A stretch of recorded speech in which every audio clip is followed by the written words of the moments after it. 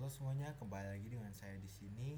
Jadi pada hari ini kita akan membahas mengenai recycle view dan list view. Jadi kita akan membahas tentang recycle view terlebih dahulu. Di sini terdapat 3 buah file yang dimana terdapat item adapter, item model, dan recycle view activity. Untuk pembuatannya recycle view activity seperti biasa kita akan membuatnya dengan membuat empty activity baru.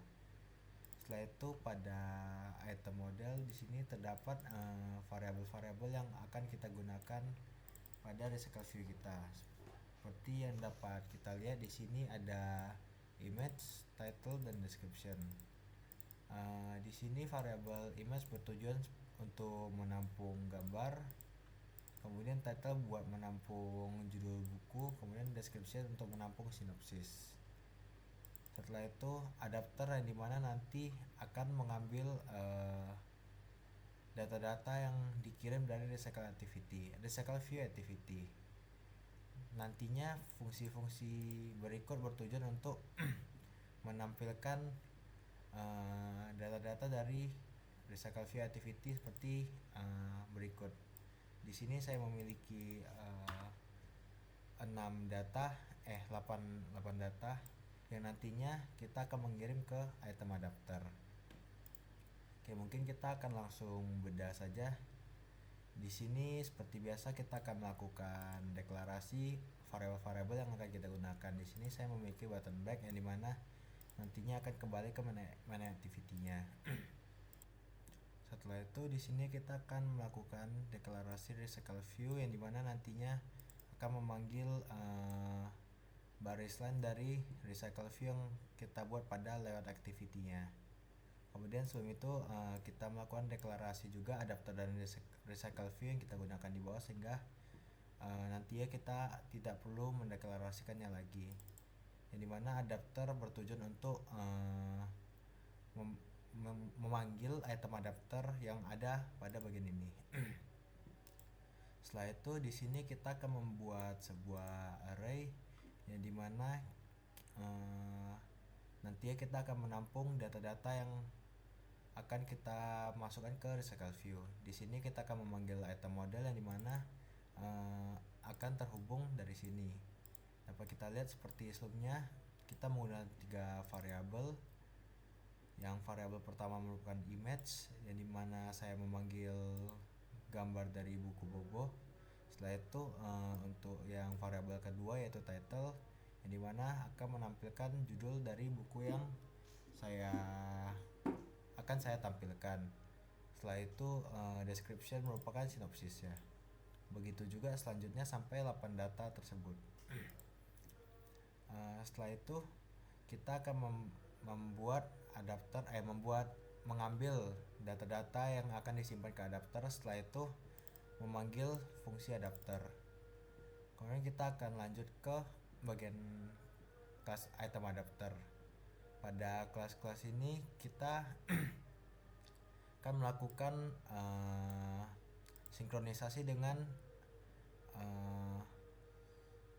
recycle view yang akan kita gunakan nanti ya. Yang dimana di sini kita akan mendeklarasikannya dulu, akan memanggilnya dulu yang dimana nantinya pada bagian recycle view image view ini text title beserta text description akan mengambil value dari array yang sebelumnya kita inputkan.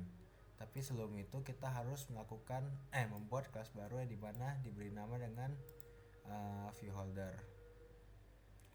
Yang dimana nantinya kita akan memanggil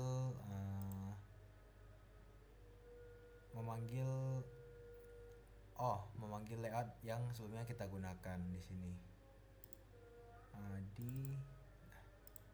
Pada bagian layout ini dapat kita lihat di sini saya sudah membuat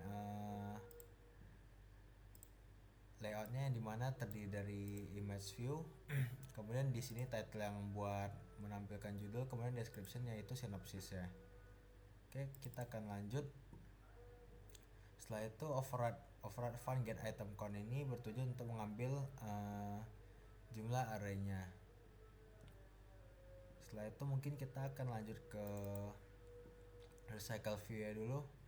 Di sini sebelum kita memasukkan recycle view, kita membuat sebuah constraint agar dapat mengatur jarak-jarak dengan layout lainnya. Setelah itu kita akan memanggil recycle view-nya saja. Setelah itu pastikan kita memberikan ID.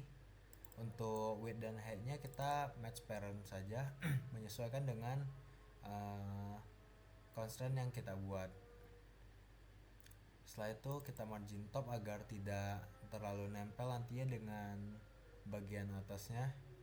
Setelah itu setting constraint-nya sesuai dengan parent-nya. Setelah itu kita perlu menambahkan tool.2 list item, kemudian isikan nama layoutnya, yang dimana nantinya baris ini akan memanggil layout yang kita buat untuk recycle view seperti ini. Oke, selanjutnya kita akan membahas mengenai list view. Di sini sama dengan recycle view.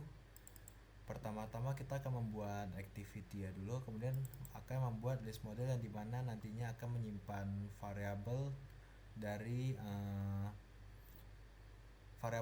data yang akan kita gunakan dan simpan nantinya, yang dimana sini saya membuat name, kemudian ada image res ID yang bertujuan untuk menyimpan fotonya.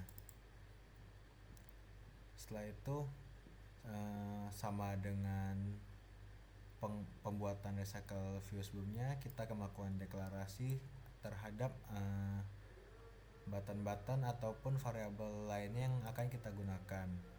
Di sini saya memanggil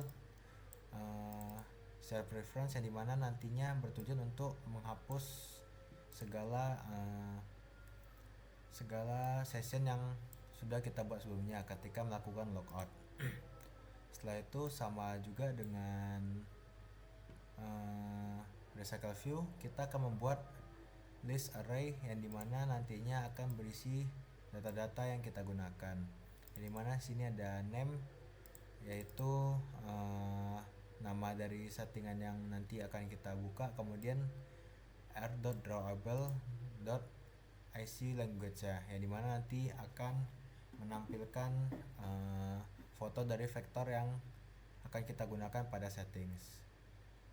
Setelah itu sama juga di sini kita akan mendeklarasikan adapter untuk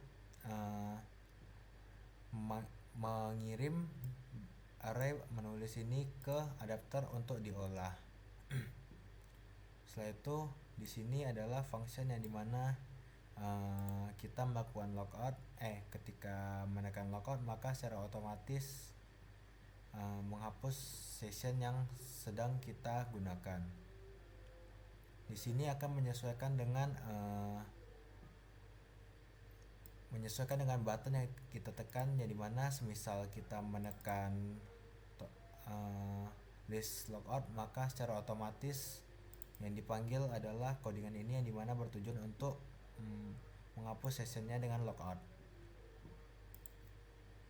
Setelah itu kita akan lanjut ke list adapter ya. Di sini kita hanya membuat function getView, yang dimana file view ini untuk mendeklarasikan view-nya, yang dimana kita akan menggunakan layout list item. List item ini sama dengan pembuatan list card sebelumnya yang akan kita gunakan untuk list view-nya nanti.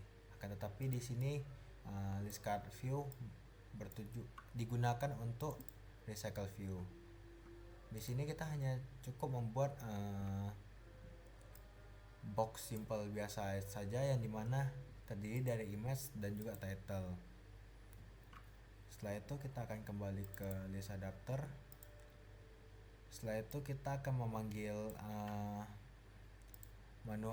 membuat variabel menu item, yang dimana nanti kita akan mengecek posisinya, dan pastikan kita sudah mendeklarasikan variabel menulis, yang dimana nantinya akan menampung array yang dikirim dari list view activity-nya.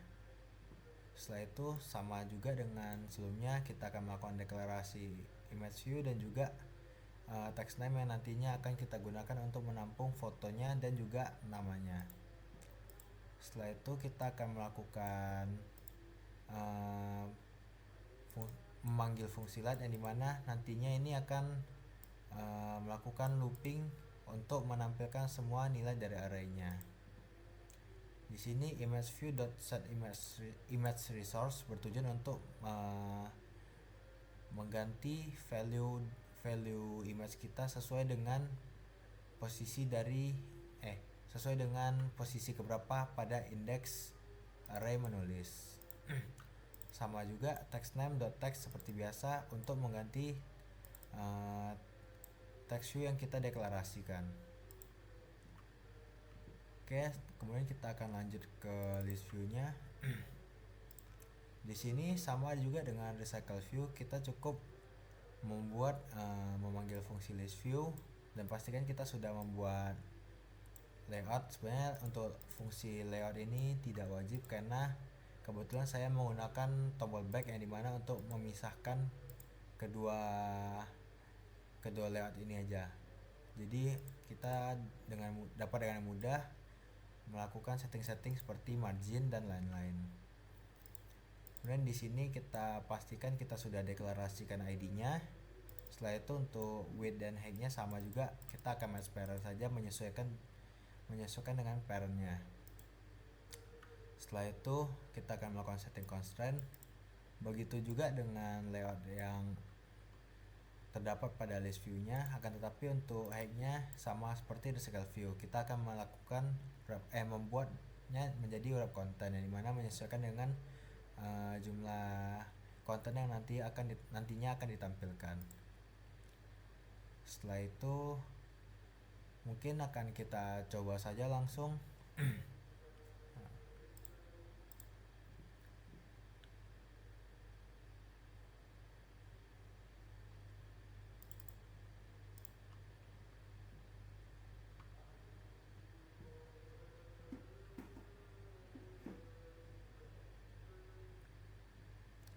Di sini dapat kita lihat recycle view yang sudah kita deklarasi sebelumnya pada main menunya. Yang nantinya recycle view ini akan menyesuaikan dengan jumlah data yang ada. Sebelum itu kita juga dapat membuat recycle view menjadi satu baris saja dengan mengubah grid layout manager menjadi linear layout manager. Akan tetapi di sini saya menggunakan grid layout manager bertujuan untuk menampilkannya lebih rapi, karena jika kita menampilkannya satu persatu dengan ukuran segini maka hasilnya akan tidak rapi. Oke, mungkin kita akan kembali dulu mengembalikan codingan. Oke. Setelah itu kita akan melihat pembuatan list view yang kita buat sebelumnya. Di sini dapat kita lihat ini adalah list view yang sebelumnya kita buat. Mungkin kita akan buka list view terlebih dahulu. Di sini array-nya terdapat bahasa, notifikasi, keamanan, pusat bantuan, dan logout. Nah, dimana nantinya kita juga dapat kembali ke menu sebelumnya. Dan setelah itu seperti yang saya jelaskan sebelumnya, ketika kita menekan tombol logout maka nanti akan muncul alert dialog untuk memastikan meyakinkan kembali apakah user ingin melakukan logout ataupun tidak. Oke, mungkin sekian saja pertemuan kita pada minggu ini. Sampai jumpa di pertemuan selanjutnya.